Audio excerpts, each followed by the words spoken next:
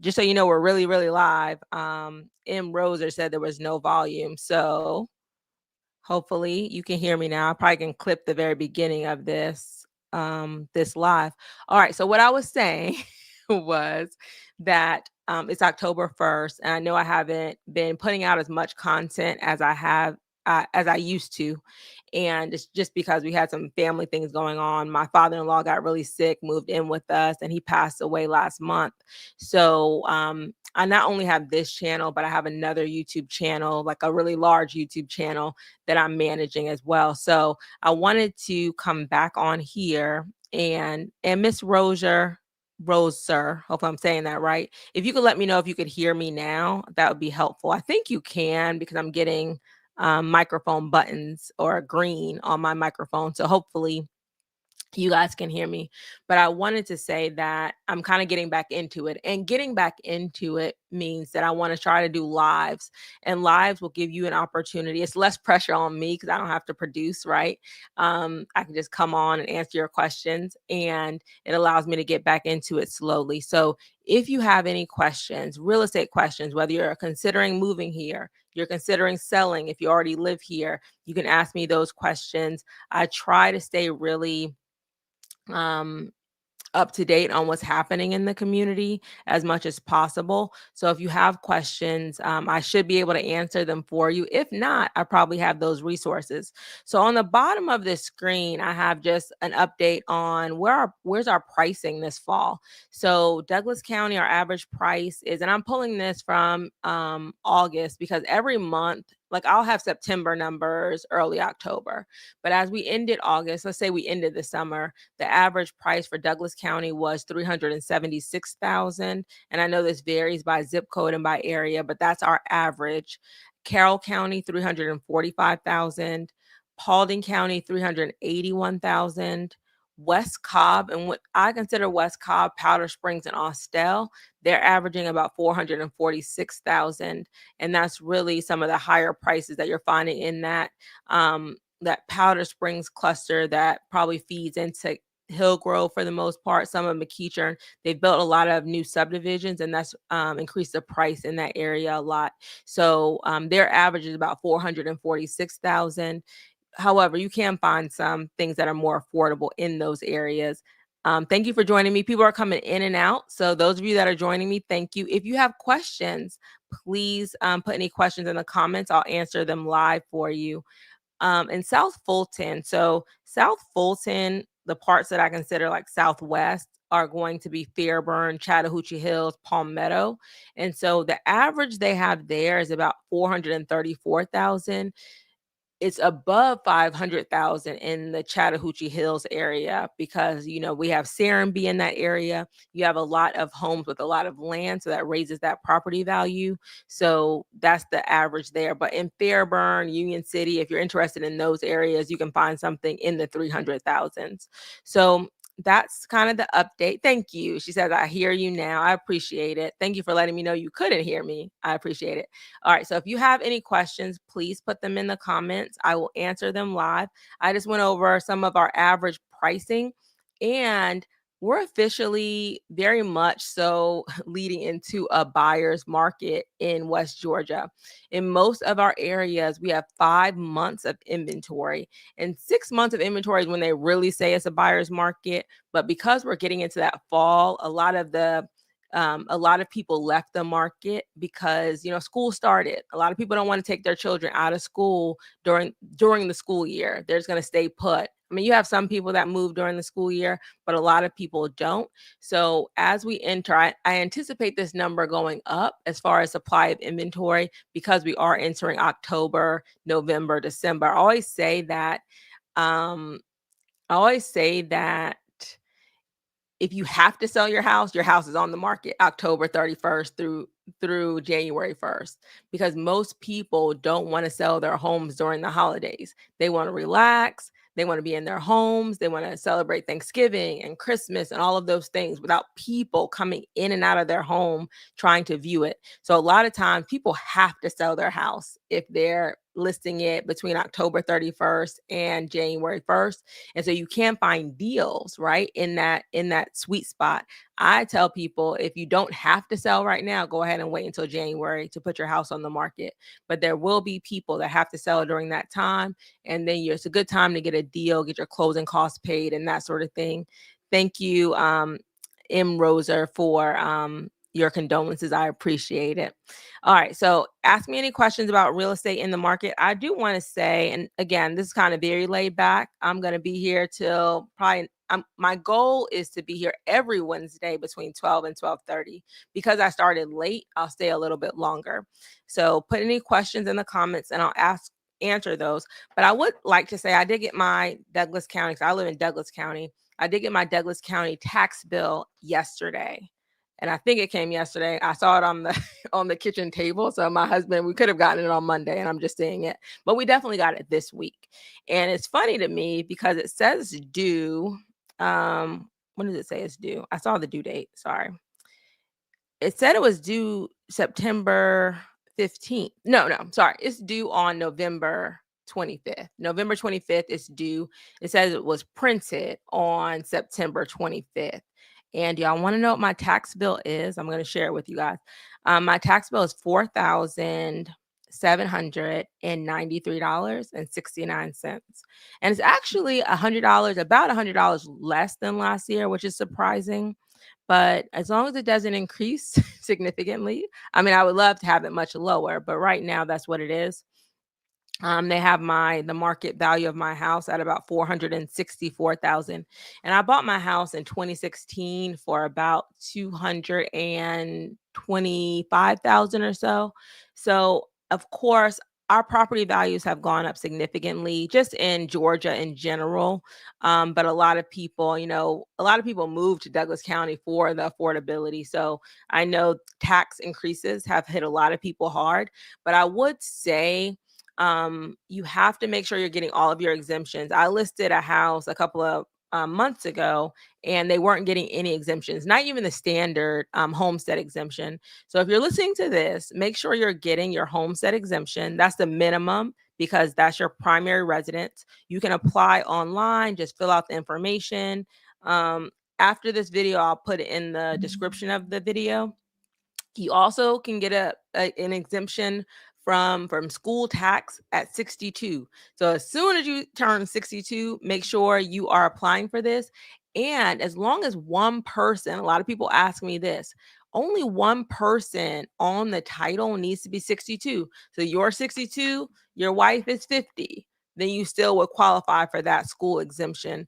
Or maybe you have multiple people living in your house and there's somebody over 62 that's on that title, then you can get the exemption. They also have disability exemptions.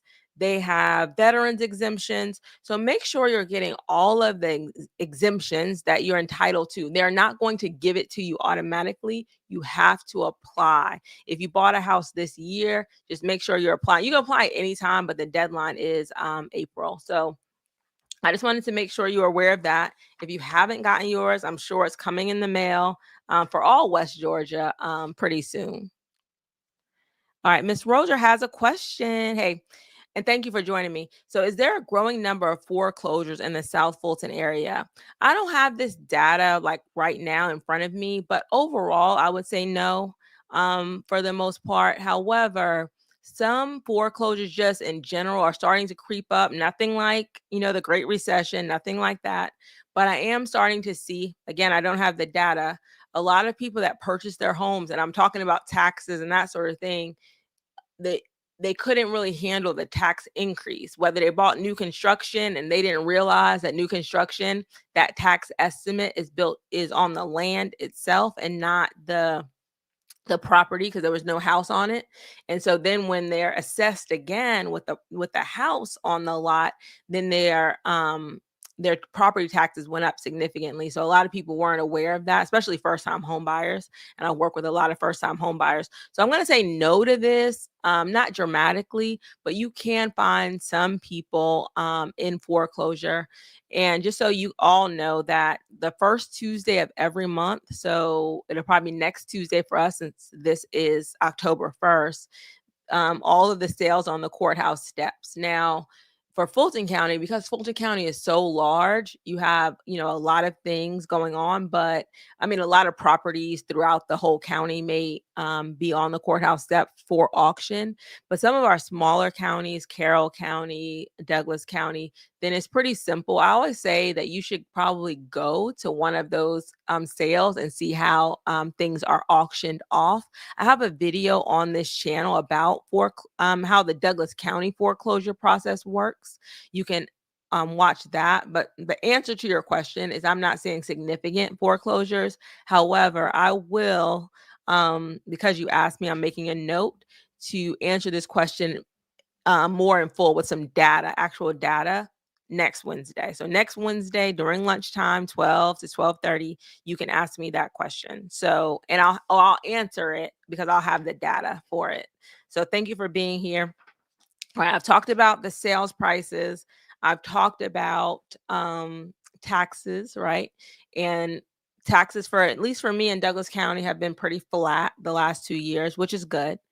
And so the next thing I want to talk about is resale. So if you're a seller in West Georgia, so I have clients that find me either through my Instagram, follow me on Instagram. It's also Confidently Closed West Georgia, or they find me on YouTube, or they find me from my other channel.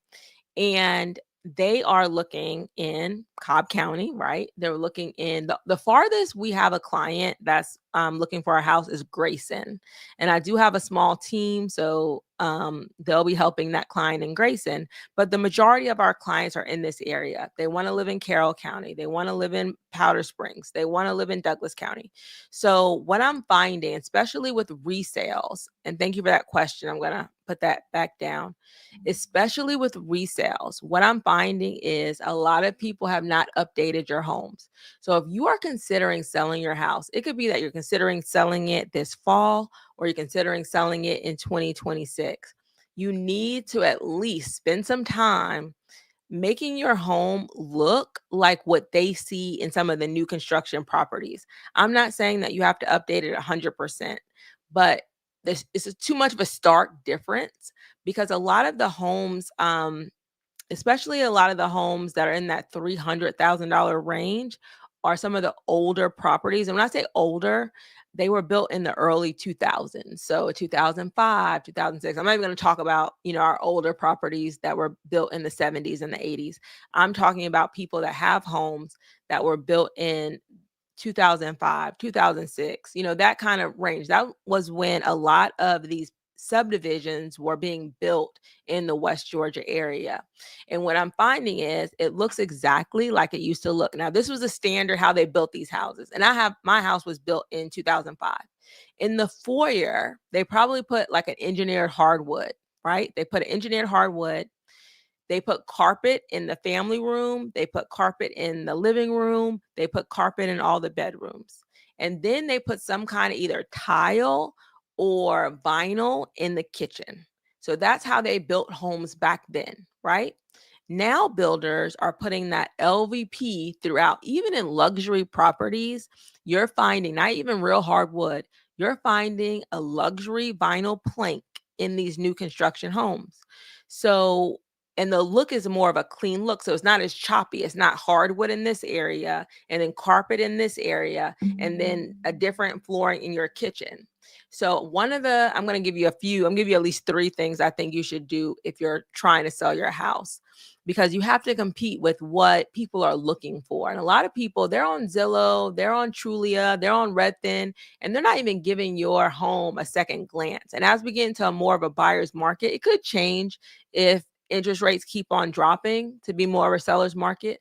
But right now, I'm going to say we're in a buyer's market.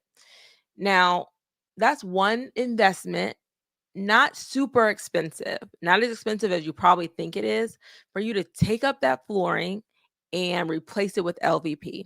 It's going to be a cleaner look. I did it with my house probably about 3 years ago, and I forget what we paid per square foot, but I'm thinking we might have paid for the whole downstairs maybe $4,000 or so.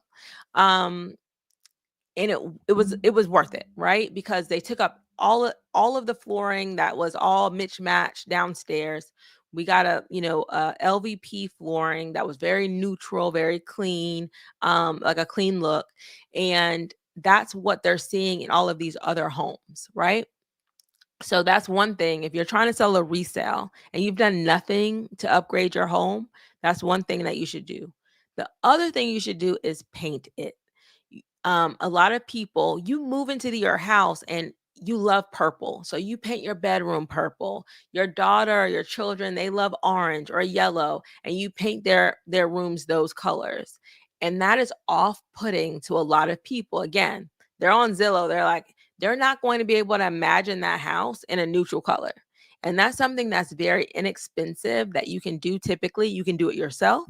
It's going to be, of course, more expensive if you hire somebody, but that's the second thing that I would do. I would make sure I had a neutral color throughout the house, especially if you have every room. Maybe if you have one room, like my husband painted like a room in our house, like a loft upstairs, Falcons red, black, and gray or something. So it's like all Falcons colors. But I told him when he was painting it, I said, when it's time for us to sell this house, you have to paint this back because it's not going to look good. That's specific for you. That's how you want to have like your man cave. That's how you want it to live. But everybody's not going to do that. Not everybody's going to appreciate that. You have to paint it back neutral. Okay. So that's the two things. And if you can, right? A lot of people are going with a lighter cabinet. When I bought this house, white cabinets were considered cheap for the most part. People wanted like a darker wood that was considered more it looked, I think, more expensive than like white and that sort of thing. Now it's the opposite. Now you're seeing gray cabinets, white cabinets. People want that lighter look. So I still have this one thing on my list of things to do. Since we've moved here, we've painted the whole house. We have changed the flooring to LVP. The one thing we haven't done is paint our cabinets. And I did get a quote for painting the cabinets for $2,500. I got another quote for, I think it was $5,000. So I'm like, okay, $2,500 sounds like half. So that's much better. So that's probably the next thing that we would probably do. But those things, in addition to just making sure your home is like free of clutter. Like if you look at some of these pictures on Zillow, they're a mess. Like clean up your house. I tell people start packing as if you're leaving. If you have a garage or if you have like a extra bedroom or something that's not being used, start packing to make people be able to see how much space they could have in your home. Because the thing about having a resale right now is that resale homes, you generally have a much larger lot. These new construction homes, they're putting them side by side by side, right? So you're going to get usually a larger lot if you have a resale. The square footage, the price per square foot is generally better on a resale. They're going to get a larger home for less money. But they still will go, even though they're getting a smaller lot, even though they're getting a higher price per square footage, they're not going to consider your home because in their mind, I got to paint. This flooring is old. It looks old. They don't want that look. So those are some of the things that you can have. Miss Roser agrees with me. She says LVP does dramatically change the look of your home. It does. And if your house is sitting on the market, I know it's an investment, right? But you're going to make with some of those cosmetic updates, you're going to make your money back because people are going to see like, hey, this looks like a more modern home. Another thing, change your fixtures. So if you have some of those older fixtures in your like kitchen, in your dining room, that's an easy change as well. You can go to Home Depot, Lowe's, get some, a fixture that's a little bit more updated. And I'm talking to the choir because two things I need to do because my house was a DR Horton house in 2005. I have those same fixtures and I'm like, I'm going to change them. I just haven't found the ones that I want, but I'm going to change my fixtures, paint my cabinets. And I'm not even trying to sell my house, but in looking, when I'm showing property and I'm like, I need to update my house because I'm like, these houses look old. And I'm like, I wonder if my house looks, it looks old too.